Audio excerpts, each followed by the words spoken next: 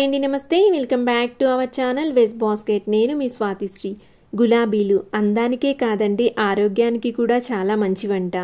ఆహారంలో ఏదో ఒక రూపంలో గులాబీ రేకులను తీసుకోవటం వల్ల ఎన్నో ఆరోగ్య ప్రయోజనాలు ఉన్నాయంటండి. అటువంటి గులాబీ రేకులను ఉపయోగించి ఈరోజు నేను పలావ్ చేయబోతున్నానండి.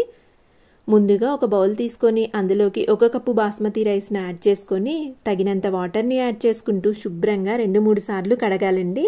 ఇలా కడిగిన బాస్మతి రైస్లోకి తగినన్ని వాటర్ యాడ్ చేసుకొని ఒక అరగంట సేపు నానబెట్టుకోవాలి. ఇప్పుడు ఇంకొక బౌల్ తీసుకొని అందులోకి రైస్ తీసుకున్న కప్పుతో గులాబీ రేకులను తీసుకోవాలండి. ఇక్కడ నేను నాటు గులాబీ రేకులను వాడుతున్నానండి. మీకు ఫ్లేవర్ ఎక్కువగా కావాలనుకుంటే ఇంకొంచెం గులాబీ రేకుల క్వాంటిటీని పెంచుకోవచ్చండి. ఇప్పుడు 1 కప్పు బాస్మతి రైస్కి 1.5 కప్పుల చొప్పున నేను ఇక్కడ 1.5 కప్పుల వాటర్ని యాడ్ చేస్తున్నానండి. ఇందులోనే రుచికి తగినంత ఉప్పును యాడ్ చేసుకొని ఒకసారి బాగా కలుపుకొని స్టవ్ ఆన్ చేసుకొని ఈ నీటిని మరగపెట్టుకోవాలి. ఈ నీరు మరిగేలోపు ఇంకొక స్టవ్ ఆన్ చేసుకొని ఒక ప్యాన్ పెట్టుకొని అందులోకి 3 to 4 టీ స్పూన్స్ నెయ్యిని యాడ్ చేసుకోవాలండి. నెయ్యి వేడెక్కిన తర్వాత 3 యాలకులు, 2 దాల్చిన చెక్క ముక్కలు, అలాగే 4 లవంగాలు, 2 మరాఠీ మొగ్గలు, 1 స్టార్ పువ్వు, 1/2 టీ స్పూన్ రాతి పువ్వు, 1 నల్ల యాలక, సగం పువ్వు జాపత్రి పువ్వు, అలాగే 1/2 టీ స్పూన్ షాజీరా, 2 బిర్యానీ ఆకులు యాడ్ చేసుకొని వీటిని ఒకసారి ఫ్రై చేసుకోవాలి. తరువాత నిలువుగా ఘాటు పెట్టుకున్న 4 పచ్చిమిర్చి, అలా 1/2 కప్పు ఉల్లిపాయ ముక్కలు యాడ్ చేసుకొని ఉల్లిపాయ ముక్కలు సాఫ్ట్ అయ్యే వరకు వేయించుకోవాలండి.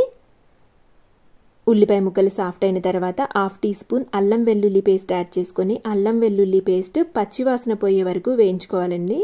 అల్లం వెల్లుల్లి పేస్ట్ పచ్చివాసన పోయిన తర్వాత ఇందులోకి 2 టీ స్పూన్ సన్నగా తరిగిన కొత్తిమీర, 2 టీ స్పూన్ సన్నగా తరిగిన పుదీనా, అలాగే అర్ధగంట సేపు నానబెట్టుకున్న బాస్మతి రైస్లో నుంచి వాటర్ తీసివేసి యాడ్ చేసుకోవాలండి. బాస్మతి రైస్లోని తడిపోయే వరకు లో ఫ్లేమ్లోనే వేయించుకోవాలండి. చూడండి, బాస్మతి రైస్లోని తడిపోయి పొడి పొడిగా అయ్యాయి. ఈలోపు గులాబీ రేకులు వేసిన వాటర్ కూడా మరుగుతున్నాయండి. ఇప్పుడు ఈ మరుగుతున్న వాటర్ని రైస్లోకి యాడ్ చేసుకోవాలండి.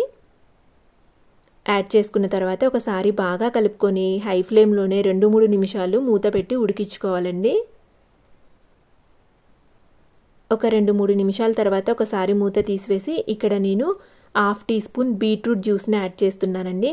గులాబీ రేకులను వాడటం వల్ల ఫ్లేవర్ వస్తుంది కానీ కలర్ అనేది రాదండి. దానికి దగ్గరగా న్యాచురల్గా ఉండే కలర్ కోసం నేను బీట్రూట్ జ్యూస్ని వాడుతున్నానండి. మీకు కలర్ ఎక్కువగా కావాలనుకుంటే ఎక్కువ క్వాంటిటీలో బీట్రూట్ జ్యూస్ని యాడ్ చేసుకోవచ్చండి. ఇప్పుడు ఒకసారి కలర్ బాగా కలిసేటట్టు కలుపుకొని మూతను పెట్టుకొని లో ఫ్లేమ్లో పెట్టుకొని నీరు పూర్తిగా ఆవిరయ్యే వరకు ఉడికించుకోవాలండి. ఇందులో స్పైసెస్, అల్లం వెల్లుల్లి పేస్ట్, కొత్తిమీర, పుదీనా ఫ్లేవర్స్ అనేవి గులాబీ రేకుల ఫ్లేవర్స్ని డామినేట్ చేయకుండా తక్కువ క్వాంటిటీలో యాడ్ చేసుకోవాలండి. ఇప్పుడు పలావ్ అనేది రెడీ అయిపోయింది. ఒకసారి కలుపుకొని మూత పెట్టుకొని 5 నుంచి 10 నిమిషాలు పక్కకు పెట్టుకొని వడ్డించుకుంటే పొడి పొడిగా వస్తుందండి పలావ్ అనేది. రెసిపీ నచ్చినట్టయితే లైక్ చేయండి, షేర్ చేయండి, కమెంట్ చేయండి. మరిన్ని వీడియోస్ కోసం నా ఛానల్ను తప్పకుండా సబ్స్క్రైబ్ చేసుకోండి. Thank you for watching.